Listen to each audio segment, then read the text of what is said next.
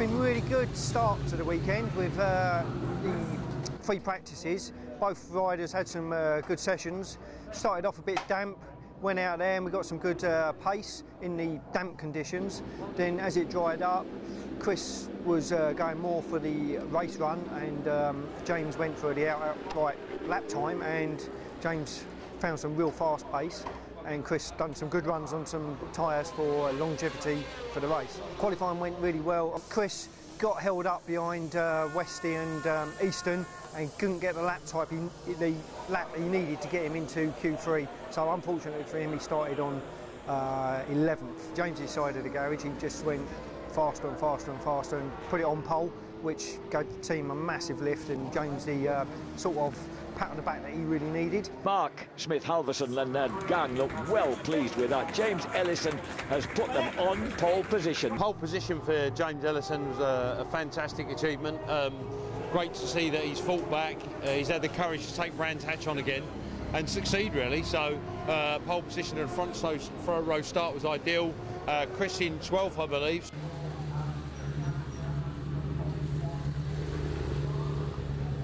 Qualifying was great, you know. I think we led every session, the qualifying 1, 2 and 3, as far as I can remember. But anyway, yeah, the important thing was Q3 we were first.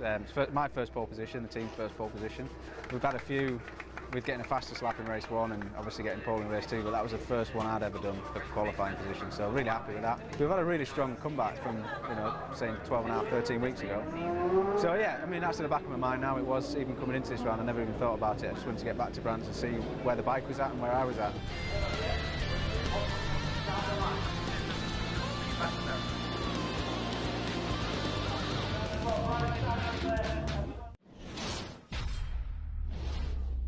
The first of 3 races for the British Superbike Championship. Oh, and a messy start for almost everybody, except Ellison, who got away fairly cleanly, but Shaky Byrne, who seemed to hesitate off the line, somehow picked himself back up and made it to the first turn in the lead.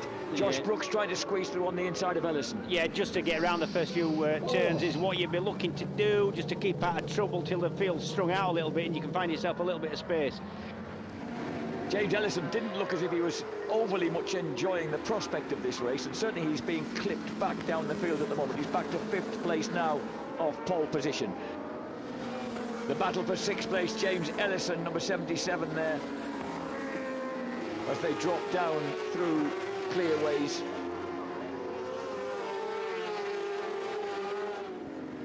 Chris Walker clips up the inside of Da Costa cleanly. I don't know what's happened to Walker. You would expect, whether he's had a mishap first couple of laps. He's going fairly well now and moving away from the people. He's passing every time he passes them, but you'd expect him to be a bit further forward than 15 in conditions like this.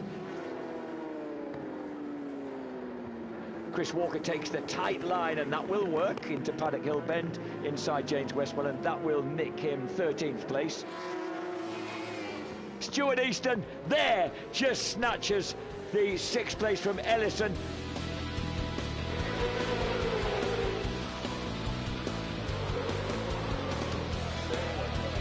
Please welcome Lloyd's British GBmoto riders Chris the Stalker Walker and James Ellison.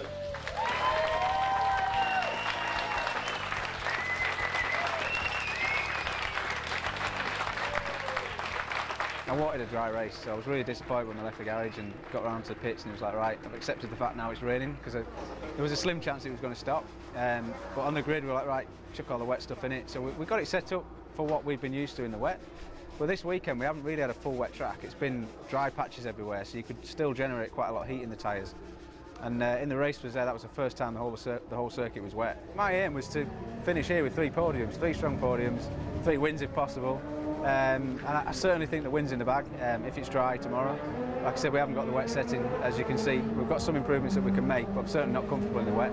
So hopefully it'll be dry and we can end the season and with some silverware for Mark and the team.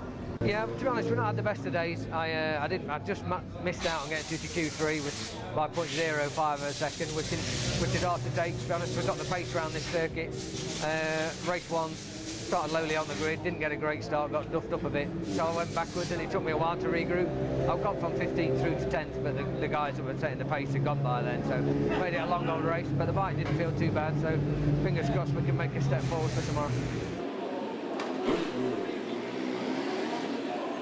heavens open, just ready for race one. Thought we had everything set. Dry race, James was up for the win, and as we see from the race, it rained.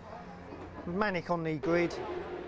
Both riders got some decent wet settings. James struggled a little bit with front end issue grip. He saved his rear tyre, and you can see at the end he was coming through the pack, putting some good lap time, so salvaged a bit out of it by getting 6th on the grid, only went back 1 row, and can get a good start from there, hopefully in the dry, and go on and get the race win he so richly deserves. Chris unfortunately destroyed his back tyre and couldn't get the grip that he needed, but it's not all lost for Stalks. He's a battler, and I'm sure he's going to come good in race 2 and even better in race 3. I think in reality we've got to kind of go back to the drawing board and have a look at our wet setup after today. Clearly there were teams that were making their bikes work better in some really slippery, difficult conditions. James nearly got past Easton, which is the guy he's fighting with on track for the Riders' Cup, 7th place. Made some progress late on, but haven't had the official debrief. But I know the boys are probably lacking some grip, so hopefully some more cheerful weather, so we're really looking forward to that.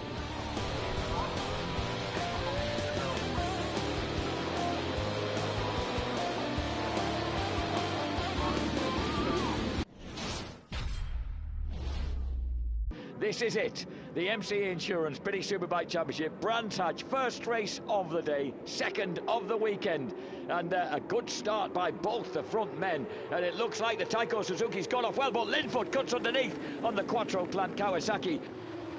Beautiful conditions here. We're on the first lap of 20. The sun's come out to properly dry the track. James Ellison challenging in 3rd place, right where he had that enormous accident back in July, from which he's made such an astonishing recovery. And I'll tell you what, James, he kept well away from that white line that time.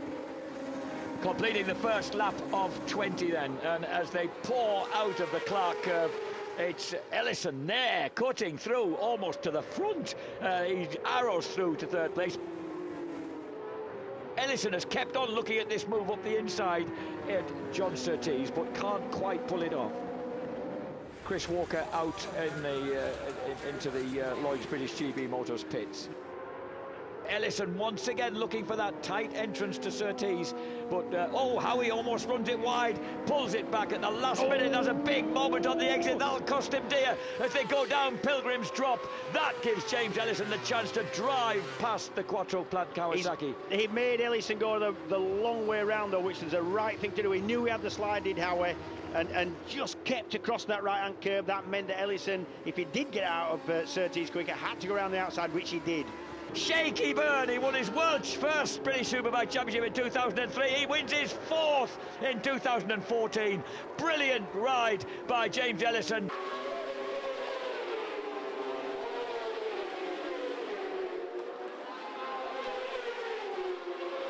Yeah, great. Felt like we could have been closer if we could have got past Howie a little bit sooner. But he rode a good race. All the boys at the front rode a good race. They broke everybody else. Fantastic that he can convert his pole position, dry pole position, into a podium. And I'm sure there's some things we can do between now and the 2nd or 3rd race to improve his pace again. So fingers crossed.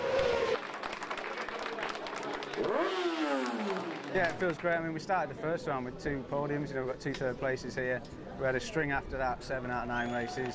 Broke the leg, heard the story before, and we've managed to come back, and we're at the last round of the season now. It's not over yet, we've got 1 race to go, but so far we've got a pole position, first ever one of mine and the team's, and a 2nd place, so far it's going really well. I don't want to jinx anything, but it has been a good weekend so far, apart from the wet race yesterday. I'm happy that I've got a podium, but I'm thinking, well, what could have been? You know, the whole year I could have been fighting with Shaky and Keogh. Shaky's made a mistake this weekend, Keogh crashed, Josh was making mistakes in the last few rounds. It's all ifs and buts, but it's just rattling around in my brain, and I'm just desperate to get out next year and prove that we can do it and fight right to the end.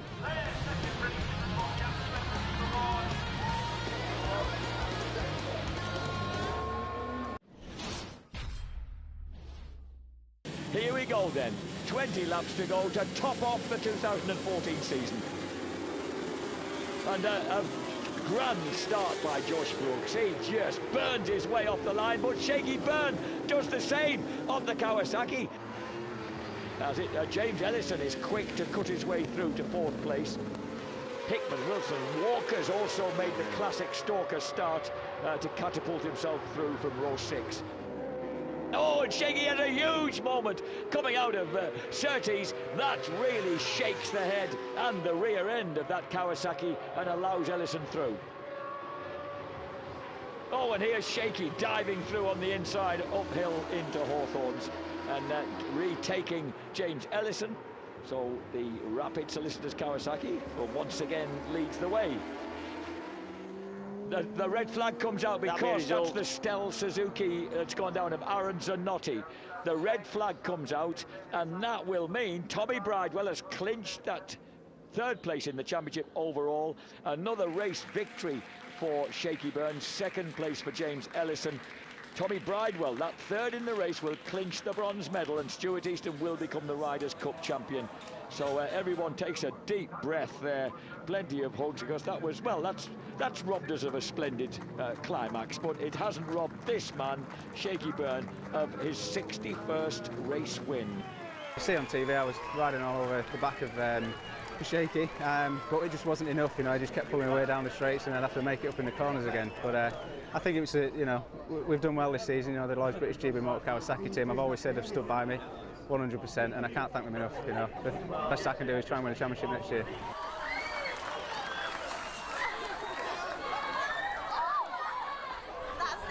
The sun's shining here at Brands Hatch. We've finished the season. Everybody's now well, and we're in one bit, and we're set up. We feel like we've had a great season. We'll be back for more in 2015, hopefully bigger and better. Certainly in some different colours, and with some new things to do and say.